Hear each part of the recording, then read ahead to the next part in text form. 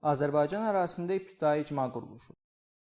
İbtidai icma quruluşunun mərhələləri. Bəşər cəmiyyətinin ilk inkişaf dövrü ibtidai icma quruluşu adlanır. İbtidai icma quruluşu ilk insanların yaranması ilə başlanmış, uzun inkişaf yolu keçməklə ayrı-ayrı ərazilərdə müxtəlif dövrlərə qədər davam etmişdir. Arxeologiya elminə görə ibtidai icma quruluşu şərti olaraq 3 dövrə bölünür. Daş dövrü, tunç dövrü və dəmir dövrü. Daş dövrü 3 mərhələyə bölünür. Paleolit, qədim daş dövrü deməkdir. Mezolit, orta daş dövrü deməkdir. Neolit, yeni daş dövrü deməkdir. Eneolit daş dövrünün sonu, metal dövrünün başlanğıcı hesab olunur. Eneolit mis daş dövrü deməkdir. Tunç dövrü də öz növbəsində 3 mərhələyə bölünür. Erkən tunç, orta tunç və son tunç.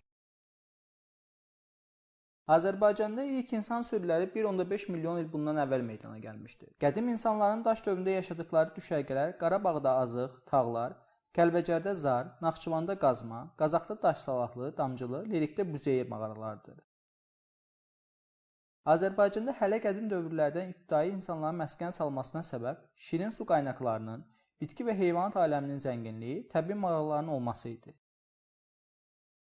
Alt paleolit. İlk insan tipinin yaranmasından 100 min il bundan əvvəlki dövrə qədər davam etmişdir. Bu dövr insanların həyat tərzi Qarabağın Quruçay vadisində, Füzuli şəhəri yaxınlığında yerləşən Azıq mağarasından əldə edilən materiallar əsasında öyrənilmişdir. Bu dövrə aid olanlar. Bacarıqlı insanın yaranması. Daşdan əmək aləti hazırlamaq, oddan istifadə, sonralar nitqin yaranması insanları heyvanlar aləmindən ayıran əsas amillər oldu. İlk insan sadə işlər görə əmək alətləri hazırlaya bilirdi. Buna görə də ilk insanı bacarıqlı insan adlandırırdılar. 2 ayaq üzərində hərəkət edə bilirdi. Beyinləri nisbətən inkişaf etmişdi. Ən qədim insan müasir insandan fərqli olaraq xeyli qabağa əyilməklə 2 pəncə üzərində yeriyirdi, danışa bilmir, qırıq-qırıq səslər çıxarırdı. İlk əmək alətləri sivri daş, yerqazan çubuq və dəyənək idi. İnsanların ilk məşğuliyyəti olan yığıcılıq və ovçuluğun yaranması, ulu icmanın yaranması, körtəbii şəkildə təbiət hadisələri qarşısında aciz qalmamaq məcburiyyətindən yaranmışdır. İbtidai icma quruluşunun ilk pilləsində meydana gəlmiş və qəbilə icması formalaşana dək davam etmişdir. Təbii oddan istifadə olunmuşdur. Qədim insanların oddan istifadə etməsi onların həyatında çox mühüm hadisə olmuşdur. Bu od ildırım çaxması və ya üzüm maddələrinin öz-özünə yanması nəticəsində əmələ gəlmişdir. Sadə incəsənət meydana gəlmişdir. Bunu buynuzdan yonulmuş heykəllər, sümük üzərində təsvirlər və mağara rəsmləri sübut edir. Dünyanın 4-cü tapıntısı olan Azıq mağarası Qarabağda Füzulidə Tuğ kəndində yerləşir. Azıq sözünün mənası türkcə ayı mənasını verir. 1968-ci ildə alim Hüseynov tərəfindən tapılmışdır. Dünyanın 4-cü tapıntısı olan insanın alt çənə sümüyünə əsasən Azıxantrop adlandırılan insanın 350-400 min il əvvəl yaşadığı müəyyənləşdirilmişdir. Bu çənə sümüyü Azərbaycanın qədim insanın formalaşdığı ərazilərdən biri olduğunu sübut edir. Qazıntılar zamanı tapılmış köbut daş əmək alətləri adi çay daşlarından hazırlanmışdır. Tikili qalıqları qədim insanların tədricən tikinti vərdişlərinə yiyələnməsini göstərir. Qazıntılar zamanı həmçinin nəsli kəsilmiş heyvan sümükləri, ayı kəlləsi və onun üzərində işarələr və 700 min il yaşı olan ocaq izləri tapılmışdır. Ocaqdan isinmək, yemək hazırlamaq və vəhşi heyvanlardan qorunmaq üçün istifadə edirdilər.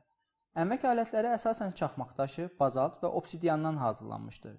Çünki bu daşlar asanlıqla parçalanır, parçalanarkən iti yanlıqlar əmələ gətirirdilər. Bu dövrün sonunda daş nüvədən qoparılmış qəlpələrdən dişli, ucu oymalı, qaşov tipli alətlər, kəsicilər hazırlanmışdır. Orta paleolit. Təxminən 100 min il bundan əvvəl başlamış və eradan əvvəl 40-cı minilliyə qədər davam etmişdir. Bu dövr Mustiye mədəniyyəti dövrü də adlanır. Mustiye Fransada yer adıdır. Orta paleolit əmək alətləri ilk dəfə buradan tapılmışdır. Bu dövrə aid olanlar. Tağlar, qazma, damcılı düşərgələri.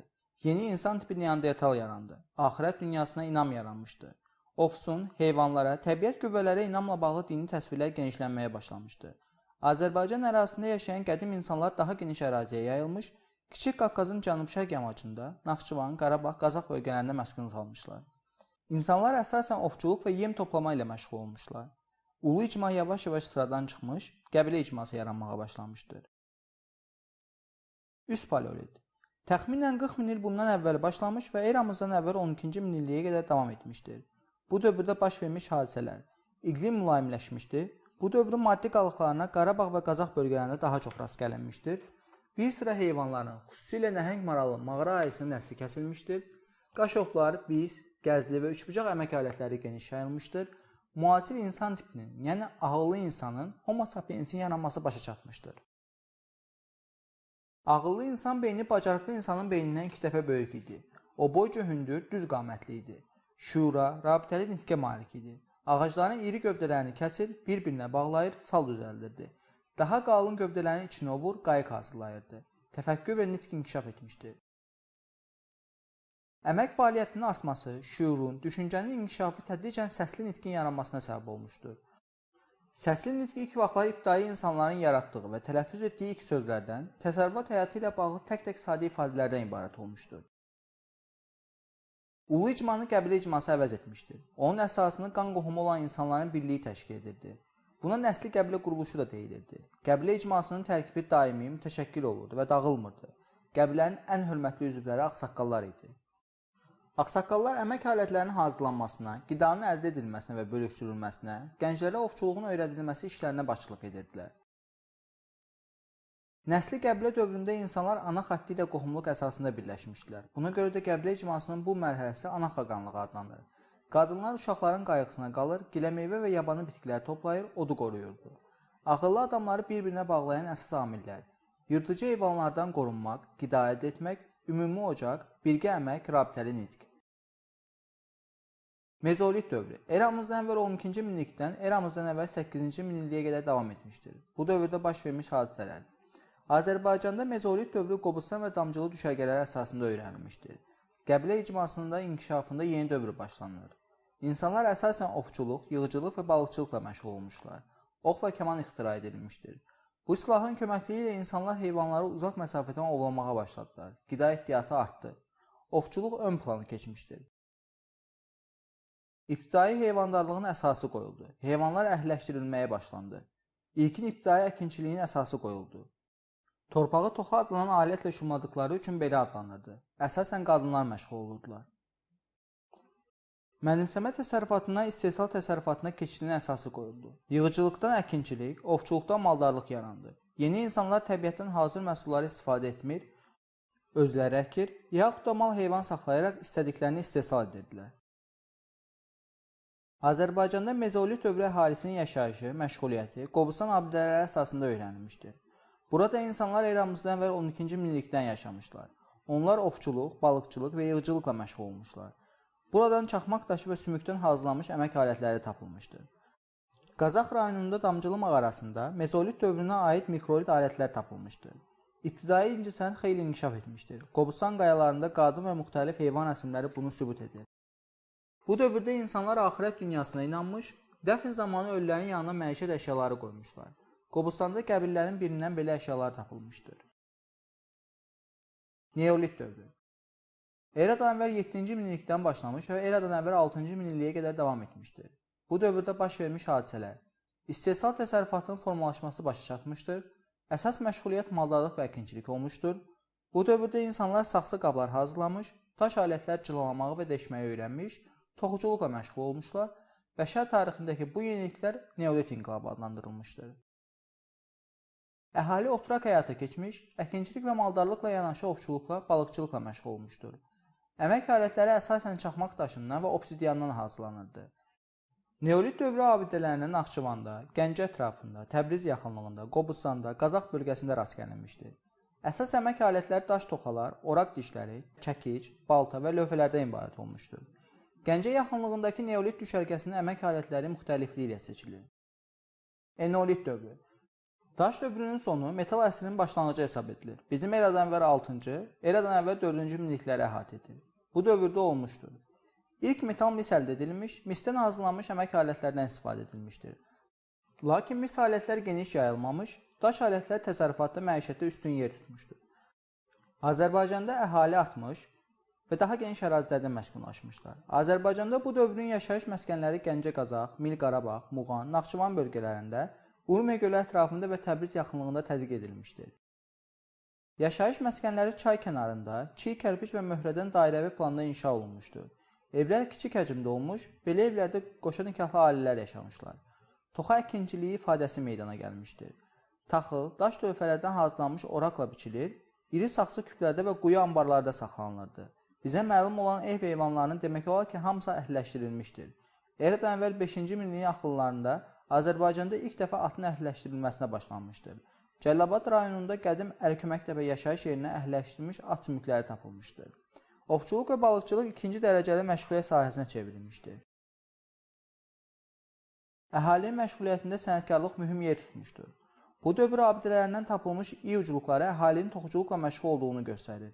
Mədəniyyət abidələri arasında qadın heykəlləri tapılmışdır. Qadın nəslin yaradıcısı, qəbilə və ailə ocağını qoruyub saxlayan bərəkət, əmin-amanlıq və firamanlıq yaradan müqəddəs varlıq hesab edilmişdir. Qəbilədə qadınların mövqeyi getdikcə zəifləyir və cəmiyyətin həyatında icma ağsaqqalları mühüm rol oynayırdı. Ölülər yaşayış məskənində, binaların arasında və evlərin içərisində bastırılırdı. Ölülərin üzərinə qan rəmzi sayılan qırmızı boya çəkilir və yaxud oxra çəpirdilər. Azərbaycanda tunc və dəmir dövrləri. Tunc isə müxtəlif qatışıqlar əlavə etməklə alınırdı. Tunc dövrü 3 mərhələyə bölünür. Erkən tunc, orta tunc və son tunc. Erkən tunc dövrü bizim eradan əvvəl 4-cü minilliyin ikinci yarısından eramızdan əvvəl 3-cü minilliyin sonuna qədər davam etmişdir.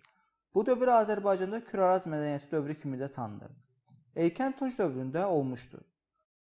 Bu dövrdə ana xaqanlığı ata xaqanlığı ilə əvəz olunmuşdur. Buna səbəb ağır zəhmət tələb edən işlərin irəli keçməsi idi. Əmlak bərabərsizliyi və sosial bərabərsizlik yaranmışdır. Düzən ərazidə yaşayan əhali dağətəyi və dağlıq zonalarda da məskən salmışlar. Yaşayış evləri dairəvi planda olur, bünövrəsi daşdan, divarları çiy kərpicdən tikilirdi. Dini ayinlərin icrası üçün ibadətgahlar tikilmişdir. Belə ibadətgahlar Xaçmazda Çərkərtəpə, Qazaxda Baba Dərviş, Naxçıvanda Külpütəpə yaşayış yerləridir. Birinci böyük ictimai əmək bölgüsü meydana gəlmiş, yəni əkinçilik maldarlıqdan ayrılmışdır. Əkinçilər də maldarlar arasında mübadilə yarandı. Toxa əkinçiliyi xış əkinçiliyi ilə əvəz edilmiş, suni suvarma yaranmış, şumlama zamanı qoşqu heyvanlardan istifadə edilmiş, əkin sahələri daha da genişləndirilmişdir. Davarların sayının artması, artdan istifadə nəticəsində maldarlığın yeni sahəsinin, köçmə maldarlığın yenidən gəlməsinə səbəb olmuşdur. Maldar tayfalar əkinçilərə nisbətən daha tez varlanmışlar. Suni suvarma sistemi yaranmışdır. Ölülər yaşayış məskənindən kənarda dəfn edilmiş, bəzi qəbillərin üzərində kurqanlar qurulmuşdur. Ölü yandırma və kollektiv dəfn etmə adəti meydana gəlmişdir. Kişilərdən ibarət döyüşçü dəstələri təşkil olunur və onlardan hərbi başçı seçilirdi. Bir neçə qohum qəbiləni birləşdirən tayfalar yarandı. Tayfada insanlar eyni dilə və adətə malik idilər. Tayfa ağsaqqallar tərəfindən idarə olunurdu. Ağsaqqallar ov və əkin yerlərini qəbilələr arasında bölür, mübahisəli məsələləri həll edirdilər. Vacib məsələlərə tayfa ağsaqqallarının birgə yığıncağında baxılırdı. Bu dövrün əhalisi sənətkarlığın duluççuluq, metal işləmə, toxuculuq kimi sahələri ilə məşğul olmuşlar. Orta tunc dövrü. Bizim eradan əvvəl 3-cü minilliyin sonundan, eramızdan əvvəl 2-ci minilliyin ortalarına qədər davam etmişdir.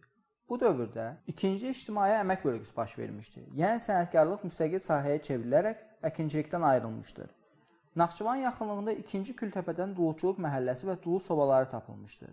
Bu tapıntı sənətkarlığın müstəqil sahəyə çevrildiyini sübut edir. Saxsı qablar müxtəlif naxışlarda bəzədilmiş, bu məqsədlə müxtəlif rəngli boyalardan istifadə olunmuşdur. Boyalı qablar mədəniyyəti yaranmışdır. Azərbaycan boyalı qablar mədəniyyəti ilə yaxın şəkildə tanınmağa başladı. Ovçuluq və balıqçılıq köməkçi məşğuliyyət sahələri idi. Ovçuluqda sapand və tələdənddə istifadə edilmişdir. Qəbilə və tayfalar böyük tayfa ittifaqlarında birləşmişlər. Tayfalar arası ticarətin artmasına şərait yaranmışdır. Yeni təsərrüfat sahələri, üzümçülük, şərabçılıq, bağçılıq və bostançılıq meydana gəldi. Filiz çıxarma genişləndi. Naxçıvan və Urmiya bölgəsində bəzi yaşayış məskənləri qədim şərqin ilkin şəhər mərkəzləri səviyyəsinə qədər yüksəlmişdi. İlkin şəhər mərkəzləri yaranmışdı. Bunlardan qədim Naxçıvanı, Naxçıvandakı 2-ci Kültəpəni, Oğlan qalanı, Urmiya sahilindəki Göytəpəni, Qarabağdakı Üzərlik təpəni göstərmək olar. Son tunc erkən dəvr dövrü. Bizim eradan əvvəl 2-ci minilliyin sonu və eradan əvvəl 1-ci minilliyin əvvəllərini əhatə edir. Son tunc eradan əvvəl 14, eradan əvvəl 12-ci əsrləri əhatə edir. Erkən dəmir dövrü eradan əvvəl 11 və bizim eradan əvvəl 8-ci əsrləri əhatə edir. Eradan əvvəl 7-ci əsrdən dəmirdən geniş istifadə olunmuşdur. Bu dövrə aid olanlar: ayaqla hərəkətə gətirilən dulu çarxından istifadə olunurdu. Sənətkarların arasından tacirlər qrupunun ayrılması. Suni suvarma şəbəkəsinin genişlənməsi sayəsində bağçılıq və bostançılıq inkişaf etmişdir. Yarımköçəri yaylaq maldarlığının ön plana keçməsi. At minik və qoşqu vasitəsi kimi insanların həyatında böyük rol oynadığı üçün ona sitayiş ayini meydana gəldi. Siklopik tikililər inkişaf etmişdir. Bu tikililər eradan əvvəl 2-ci minilliyin axırında Azərbaycanda memarlıq sənətinin yüksək inkişaf etdiyini sübut edir. Binaların bünövrəsi çay daşları və ya qaya parçalarından qoyulur, divarları çiy kərpicdən hörülürdü. Dəvədən minik vasitəsi kimi və yük daşınmasında istifadə olunurdu. Taxıl ehtiyatlarını iri küplərdə və quyularda saxlayırdılar. Tayfa başçısının hakimiyyətinin qüvvətlənməsi, dini və hərbi rəhbərliyin onların əlində toplanması bu şəxslərin ilahiləşdirilməsinə çıxarırdı. Belə tayfa başçıları öləndən sonra onların xatirəsini əbədiləşdirmək üçün kurqanlar ucaldılırdı. Bəzən tayfa başçısının arvadını, kənizini, qulluqçularını və sahibi ilə birlikdə atlarını da bastırırdılar. Bu dövrün dini etiqadları və mərasimləri içərisində oda sitayi, suya, dağa, meşələrə, müxtəlif ağac növlərinə və heyvanlara inam da geniş yer tuturdu. Səma cisimlərinə, yəni aya, ulduza, günəşə İran dərin kök salmışdı. Dəmir dövründə Azərbaycan Assuriya ilə geniş ticarət əlaqələri saxlayırdı. Azərbaycanın müxtəlif abidələrindən Assuriyada istehsal olunmuş şirli gilqablar, möhürlər, silahlar, bəzək şeyləri tapılmışdı. Onlardan biri də Xocalda tapılan, üzərində mix xətlə Assuriya padşahı Adad-Nirari adı yazılmış muncuqdur. Ön Asiya və Yaxın Şərq ölkələri ilə quru və su yollar vasitəsilə ticarət əlaqələri aparılırdı. Su yolları ilə ticarət əlaqələrini Qobustan qayaları üzərində həkk edilmiş müxtəlif tipli gəmi təsvirləri əyani sübut edir. Tunc dövründə əmək alətlərinin təkmilləşdirilməsi və əmək məhsullarının artması nəticəsində qəbilə icması qonşu icması ilə əvəz olundu. Qonşuluq icmasının üzvləri icmaçı kəndlilər adlanırdı. Qonşuluq icmasında torpaq, meşə, otlaq, çaylar bütün icmaya məxsus idi. Qəbilə icmasından fərqli olaraq qonşuluq icmasında hər bir ailənin ayrıca təsərrüfatı, malqarası, əmək alətləri, əkin payı var idi. Ümumi cəhət isə hər ikisində torpağın icmaya məxsus olması idi. Əhalinin varlılara və yoxsullara ayrılması prosesi xeyli gücləndi. İbtidai icma quruluşu dağılmağa başladı. İri tayfa ittifaqlarının yaranması, hakimiyyətin ayrı-ayrı nüfuzlu şəxslərin əlində cəmlənməsi, cəmiyyətin yoxsullara və varlılara parçalanması və s. amillər eradan əvvəl 2-ci minilliyin axırı, 1-ci minilliyin əvvəllərində Azərbaycanın şimal hissəsində ibtidai icma quruluşunun dağılmasını sürətləndirdi. Lakin bu ərazidə sinifli cəmiyyətin yaranması müəyyən müddət ləngimişdir. Azərbaycanın yaxın şərq ilə sıx əlaqədə olan cənub ərazilərində ilk quldar dövlətlər daha tez yaranmışdır.